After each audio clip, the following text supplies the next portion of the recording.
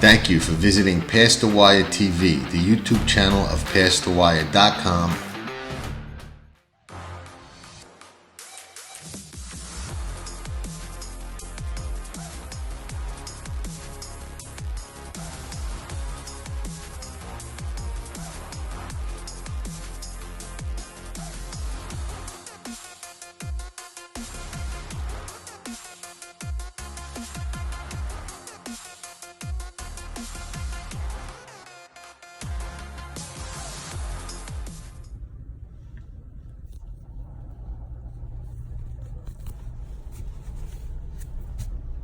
P6K in the house.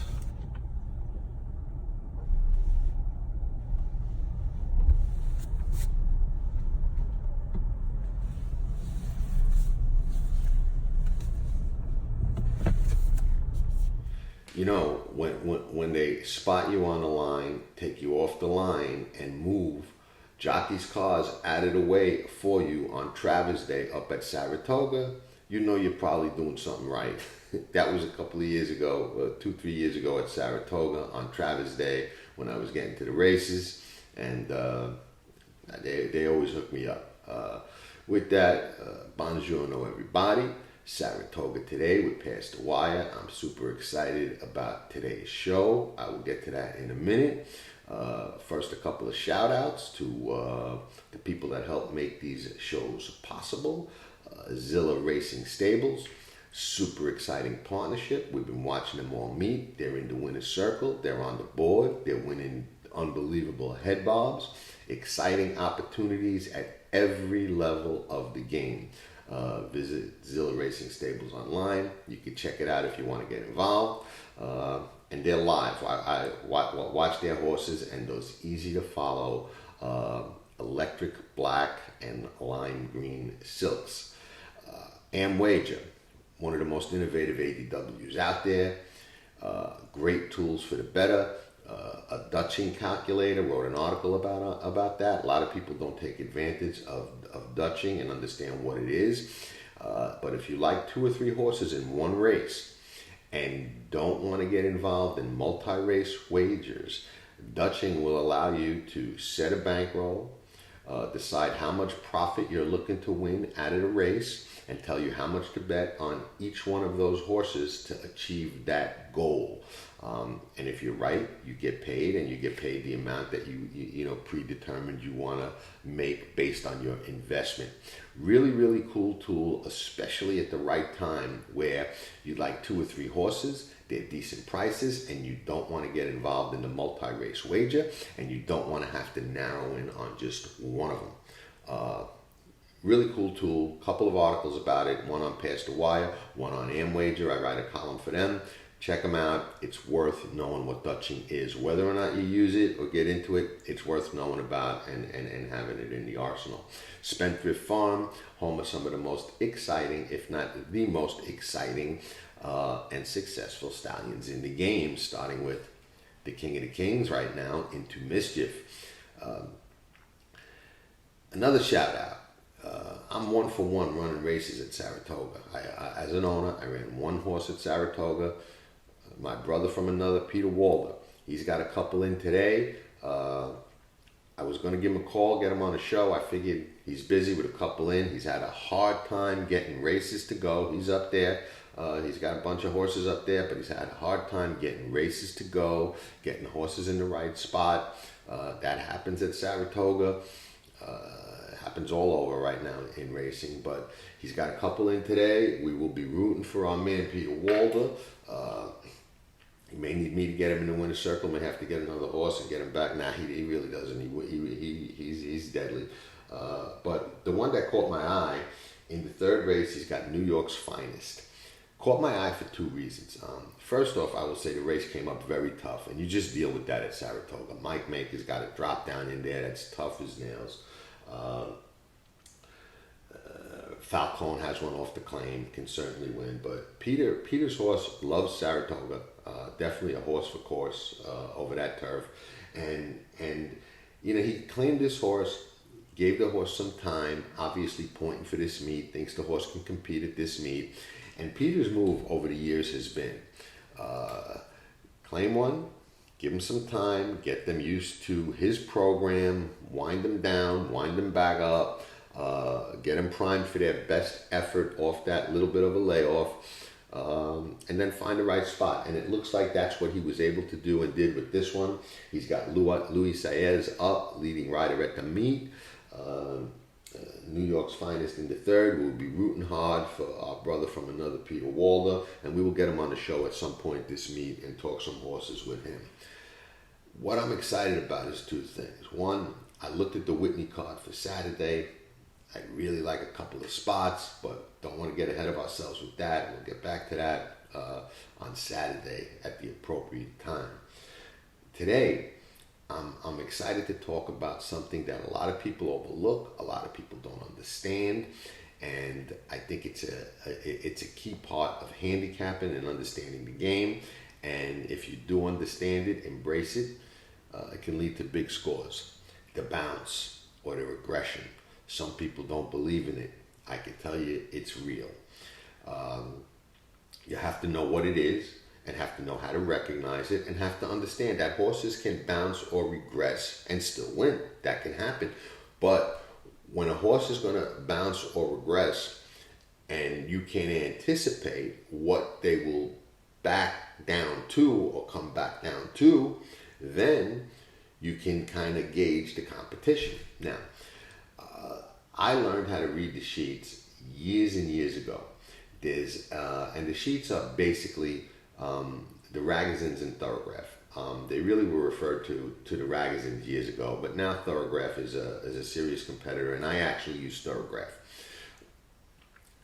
Ragozins and Thoro-Graph are the only two products I know of that give a figure based not only on the time of the race, but on the trip, ground loss, biases, and a whole bunch of other factors that they calculate into the number that they assign a horse for a race.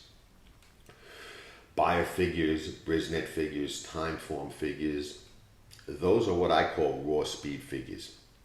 They consider the time of the race based on times of races on the card that same day and assign what I call a raw speed figure. To me, I don't need that. I could look at the fractions and final time of a race and the times of the other races on the card and know whether or not a horse ran fast or whether a race was fast. And I think most of us that have been doing this a while can do that. I love that they put buyers in the form because I love to bet against them because I find a lot of discrepancies in them, and I don't think they're as good a barometer of how fast or slow a horse ran as Thoro-Graph is. So, I think that's a little bit of an edge that people are relying on them. But I learned how to read the sheets years ago from a guy who was a sharp and very big bettor many years ago, a guy named Teddy, who in passing at Belmont one morning when we all used to get to the track early, and this is going back a long time ago, asked me who I liked. I told him. He said, if you like that horse, I wouldn't bet the race. I was like, what? Turned out the horse was too slow to win on the sheets. He was right. And I had to go back to him and say, listen, anybody that tells me don't bet that horse, I got to know. What made you say that? Because I love the horse on paper. It was a filly, Carotene, Carotene. Jose Santos was riding, had been running against the boys, was coming back against the girls, looked real good to me, turned out to be too slow. Teddy knew it, I didn't. I wanted to know why and how, and he was kind enough to teach me, and I learned and ultimately got very good with Ragozins and Thoro-Graph. Now, what people don't realize is it's not who ran the fastest. It's all in the patterns, okay? Years ago, you could look at Thoro-Graph or Ragozins, find a horse that was just flat out faster than everybody in a race, and sometimes get a price on them because the buyers maybe didn't reflect that, or the times didn't reflect that, but the trips and the ground loss did. And you can get a price on those horses and bet them. Today, that's an big time rarity. Okay, doesn't hardly ever happen. And if it does happen, the horse opens up 3 to 5. Everybody knows about it. There's a lot of sharks in the water. We know this. A lot of people using a lot of different tools and getting good with them. So when that happens, you're not getting any edge at all. Everybody knows about it or can see there's something here, no edge. Where you do get an edge is understanding the patterns and betting on what's going to happen, not what already happened. And that's a vital key to handicapping. Most handicappers bet based on what happened last time, not what is likely or probable to happen this time. Huge mistake a lot of bettors make. That said, you do find on the sheets and Thoro-Graph, and I'll get to that when we talk about a race today, sometimes horses that just are too slow. I mean, can they jump up and win? Yeah, I got beaten the Alabama a couple of years ago by Kent McPeak horse that was just too slow to win on Thoro-Graph. But at 1.25 miles for the first time, really woke up, turned it around, won the race. I didn't cash. It happens with everything. Things like that happen in horse racing. We know that.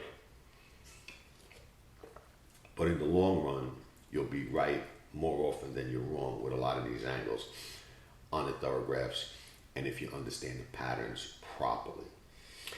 Now, if you don't believe in regression or bounce, I'll tell you, I think you're making a big mistake. I learned about that many years ago at our old place in Saratoga. I watched a race with one of the best ever, Bobby Franco, standing next to him, watching the race on the TV. He had a horse in the race. Jerry Bailey rode the horse. I wish I could remember the horse's name, but I don't want to get it wrong. I can't remember. And it was a long time ago. Horse wins easy.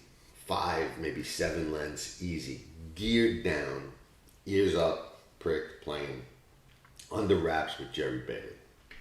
Bobby Frank was standing next to me, cursed. I looked at him like he was crazy. I'm like, what? What's wrong? Ran too fast, pointing for this other race. He was pointing for a race, I think at Keeneland in the spring or something. I don't know what it was, but it was a long way off. I said, but that's a ways to go, and the horse was geared down, won easy. Could have won by more.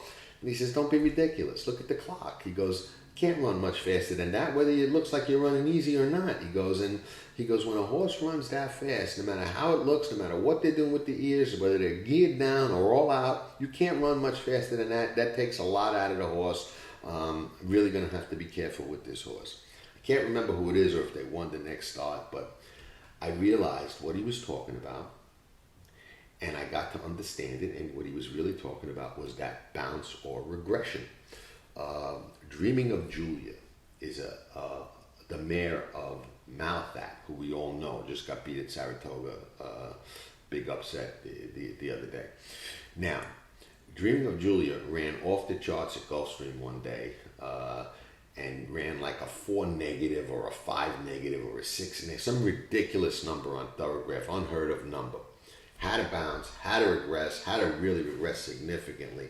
I wound up betting Princess of Sylmar at a huge price in the Kentucky Oaks because I knew Dreaming of Julia is probably going to come back to this number off that monster effort, and Princess of Sylmar runs those kind of numbers, and she fit the way the race shaped up to me. Big price, big score.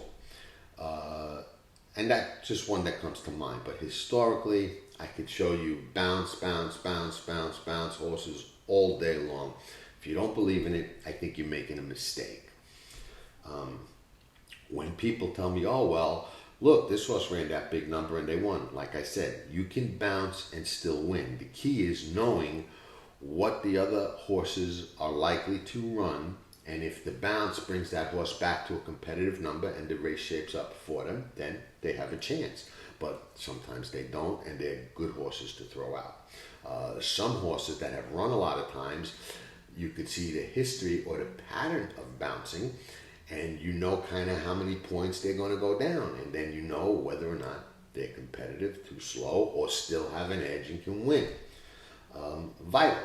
So today we'll take a look at the Birdstone, 1.75 mile race, the stake race at Saratoga, and we'll kind of look at the Thoro-Graphs and get an idea of what the numbers say and how I read them and how I interpret the patterns. Okay, and we'll go through the whole field really quick. And I think this is a great Thoro-Graph introduction, or even if you're experienced with them, kind of a window into how I look at them, okay? All in the pattern, not in the number, all right? Rise the guy, fastest race he's ever run was a 3 on Thoro-Graph. That's not fast enough to win this race. So he's one of the horses I would say on Thoro-Graph, too slow. He's no lemon, Ken McPeak's horse, and he's the one that beat me with this theory in the Alabama. That was then, this is now. Fastest race he ever run was a 4. Too slow, in my opinion. Lone Rock, even money favorite on the morning line. This is a horse that looks to me like a horse that will regress. Okay, monster effort, win by 11. I think it was 11. Let me make sure. Might have been 12. Might have been 10. No, 11 1/4 lengths. Wins the Brooklyn at 1.5 miles. On a roll, 3 in a row. Diodoro hot with this horse. Just got this horse winning. 11 for 33 lifetime, knows where the wire is, wins a third of its starts. That's quite respectable for any racehorse. But to me, looks like a horse that's going to regress, and a horse that I want to bet against off the 11th length win as a heavy favorite. Got a 1 negative in that race, okay? That's his fastest top. That's his lifetime best number, okay? Last time he ran a top, he ran a 0 negative, win big, come back, run a 2, okay? Did win, but went from a 0 negative to a 2, okay? 1 negative. If he goes back 2 or 3 points here, he's a contender, but he's not an even money contender. He's a fringe contender. You know what I mean? He's no better than anybody else. So to me, he looks like a horse to regress. My pattern, my way of betting is I always like to bet a horse I think is going to go forward, not regress. Go forward or stay the same. I don't want to bet a horse that I think is going to regress off their last race. I think in the long run, to me, that's a bet against. You know, horse could win, going to be even money, 6 to 5, something like that. But I don't bet horses that I think are going to regress or bounce or run worse than they did last time. Just not my philosophy. Moretti, the 4.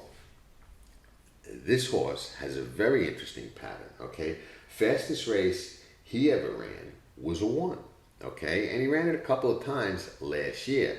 This year, okay, he's got a really great pattern. He run a 3, then he run a 2. Now, he's only got 2 starts back this year.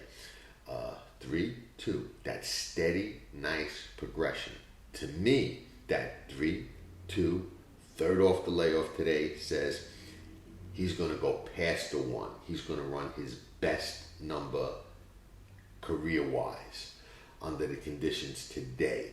So to me, that brings him to a 0. All right, 0 puts him square right in the fight for the winner's circle, and probably ahead of the horse that whooped him last time, being Lone Rock. Okay, so I think Moretti runs a big race today, and probably his new lifetime top number. Shooter Ray 2, fastest he's ever run is a 4. Too slow. Draw a line in it. You're to blame. Interesting horse. Okay, everybody was talking about this horse winning that race last time for Orlando Noda and throwing shade at him. Okay, it was an off-the-turf race over a track he liked, with one horse running back really fast. The rest of them a bunch of off-the-turf horses, and he run a 0 negative. 0 negative is the fastest he's ever run, but he looks like a horse who has done that, run those big fast numbers in the past. He does have a 0 negative way back when, but looks like he will regress off of that number. So that puts him in the fight, yeah, but like I said, you want him going up or you want him coming down? I want him going up and going forward. Okay, now, granted, Moretti will have to run faster than he ever has before, but the pattern tells me that's a good possibility for today. Rocketry, interesting horse, okay?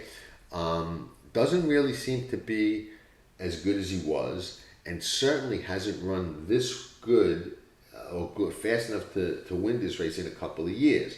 But if something wakes him up, and I don't know what that would be necessarily, but he does have a 0 negative number way back when that he could somehow get back to possibly. I don't think he will. I don't see any signs that he's going to. But if he did, he could compete. So he's not somebody I would say is too slow. He just doesn't seem to be on his game. So that's kind of how I see the Birdstone, and that's kind of how I look at the sheets. Patterns, what they're going to do as opposed to what they've done. What they've done tells us what maybe they're going to do, but I don't bet on what they've done thinking,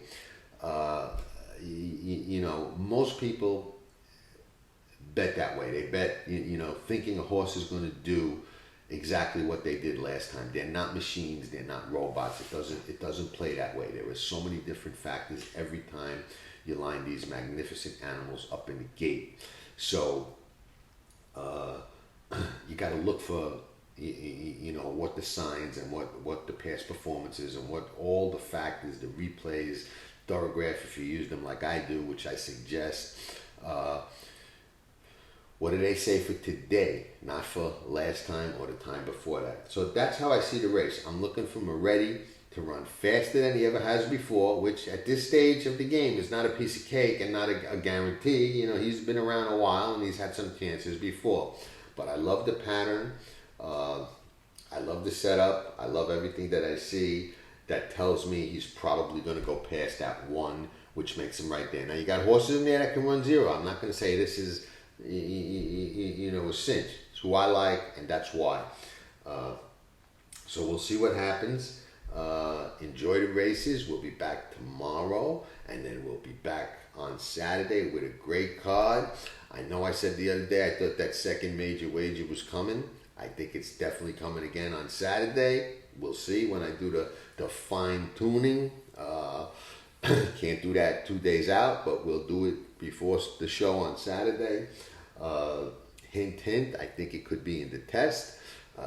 We shall see. Enjoy the races today. Make some money. Keep punching. Keep swinging. Thank you, everybody, for tuning in. Love doing these shows with you guys. Love the feedback that I get. Love the messages. Love the thumbs up. Love the high fives. Really appreciate everybody, tuning in. And I love the feedback. Good, bad, or indifferent. Whatever you think, let me know. We've got a lot more shows to go. We're only, 3 weeks into this long summer meet. So, ciao for now. We will reconvene in the AM.